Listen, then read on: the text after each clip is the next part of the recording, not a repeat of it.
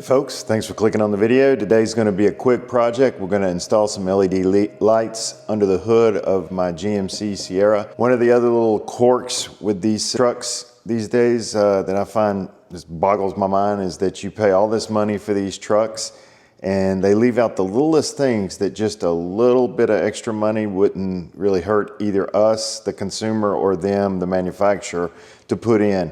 One of these being the passive door entry that is on a previous video that I put in, the little button on the handle. And the second little quirk I've had is the hood lights. So if you're at night and you open the hood, there is no light to light your engine compartment up. I just don't understand it. So this was just a few bucks on Amazon, and let's get it installed. So let's check out what comes in the box. It's just a little light, it's nothing major. You got your instructions, some zip ties, and the trigger. I call it a trigger, but the activation trigger. So when your hood is shut, the button is closed, and when you open it opens up and activates the circuit. Some extra what appears to be double-sided tape, and of course the light. Again, it's not a very big light, but it'll do the job. It'll get enough light under there if you ever do need it. Of course, you want to try to put it in this area, because if you put it down low, the light would be shining into your eyes. Put it down low there, it wouldn't be giving the brightness that you need. So the prime place to put it is here, but I can see the indentation of this rubber gasket here for the air down in here. So you can't put it there because it would hit. You got a little bit of metal that you can put it in right here.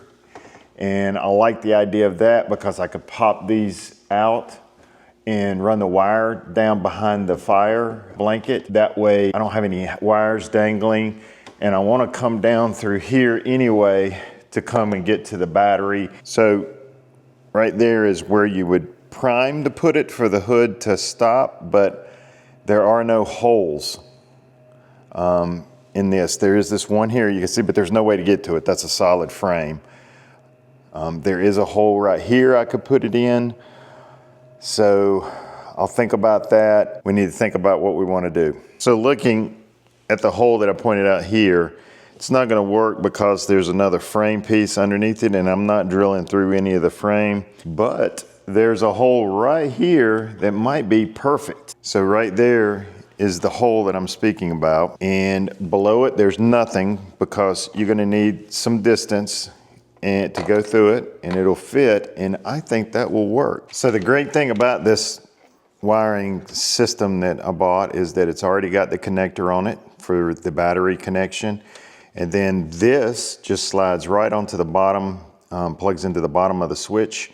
The trick is when I mount this switch right here, I'm going to have to make sure I lower the switch low enough so that it doesn't affect the hood shutting, and or when I shut the hood, it breaks the switch. And then my wire from it, I'll run it right up kind of here with that much extra wire so that it'll kind of shut, and the wire will go down into here. Then maybe put some wire loom or whatever around it. And like I said, I'm going to pop these out, run the wire up to there to the light, so all the wires behind this. Okay, so what I've done is I've put the switch in, and you have a bolt on there that you loosen up, and you can raise and lower the height of the whole assembly.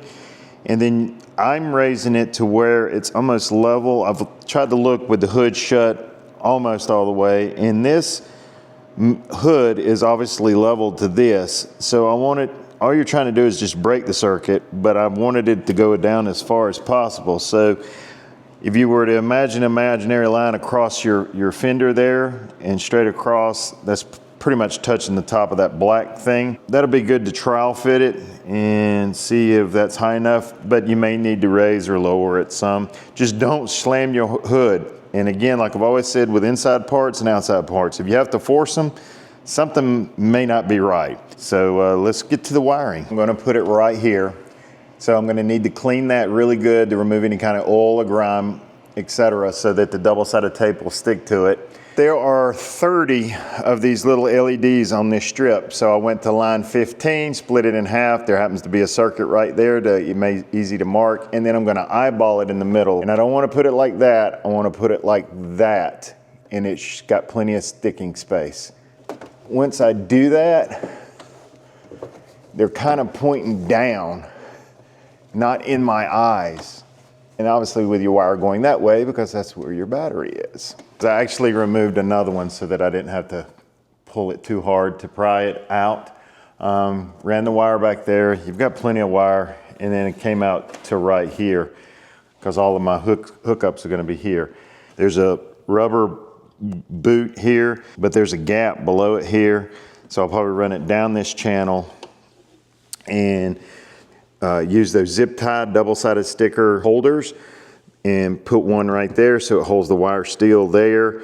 Leave a little bit of don't do it tight because you want a little bit of play in the wire as you open and shut the hood, and then go down through this channel underneath this boot. Okay, so this little foam boot comes completely out. It's not glued or anything, but there are tracks to make sure it fits inside of when you put it back. So I ran it underneath there, put that wire loom around there, and I've zip tied it to one of those brackets that I told you about, the zip tie holder. Cleaned it with alcohol and it stuck to that really good. The wire comes underneath this foam boot to here, and now I just got to hook it into the battery itself. If you remember in my last video, I put this controller box here with enough slack to be able to take it up and lift it up and over, and I'm going to put that there just to prevent me from touching, dropping anything on those conduits. So I'm going to put it onto this right here. That's your positive lug, and it has a connector already on it. So we'll utilize that, and I'll zip tie it to the other wires going into there so it'll be nice and neat. And it turns on and off with the switch. There we go. So if I press the switch, cuts off. Hood down, hood up. So that's it. Very easy, just a couple minutes at a time just to tap into the positive, and then the ground is actually the switch. I appreciate your support by clicking on the video and hit the subscribe button for future videos. And if you like this video, hit the like, and any comments, leave those below, and I'll leave a link in the description on Amazon to be able to buy this yourself. As always, have a great day, and I appreciate it.